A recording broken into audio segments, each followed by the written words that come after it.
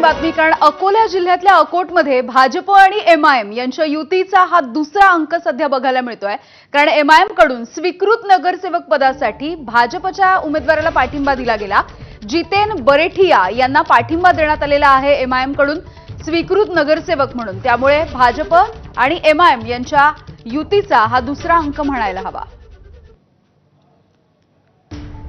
याआधी देखील भाजप आणि एमआयएम अशी युती या ठिकाणी घडत होती, मात्र याला विरोधही करण्यात आला।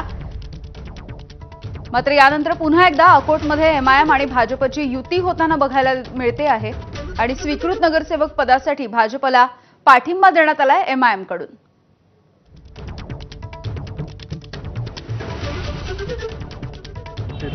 नगरसेवकाला एमआयएम ने पाठिंबा दिल्याचं समजते, काय सांगाल? नहीं, भारतीय जनता पार्टी और एमआईएम पार्टी में हम शुरू से बोल रहे हैं कि वो दोनों एक ही पार्टी है। तर काँग्रेसच्या आमदारांनी या सगळ्या संदर्भात नेमका काय आरोप केलाय आपण जाणून घेऊया।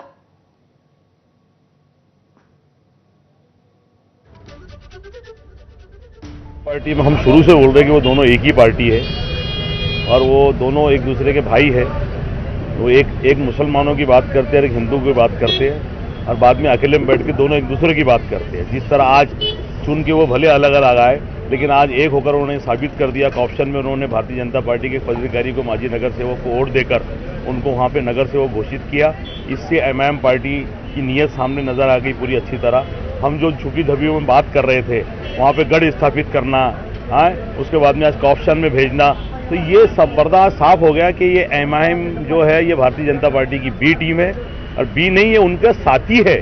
ये आकोट के जरिए सिद्ध हो गया और जनता ने में इस बात का ध्यान देना चाहिए कि वोटों का आप बंटवारा ना करें। ये आपके बीच में बड़े शरीफ बन के आ रहे हैं, लेकिन इनके मन के अंदर क्या है ये आकोट में जाकर देखिए कि पहले तो गठबंधन करते हैं, भारतीय जनता पार्टी को सपोर्ट करते हैं, आज उनका ही माजी नगर सेवक ऑप्शन में वोट देकर उसको ऑप्शन के अंदर एक नगर सेवक बनाते हैं। तो लोगों ने इससे सबक लेना चाहिए और जातिवाद का राजकारण बंद कर विकास के नाम पे वोट देना चाहिए। मध्यंतरी ओवैसींनी एक नाराजी व्यक्त केली होती।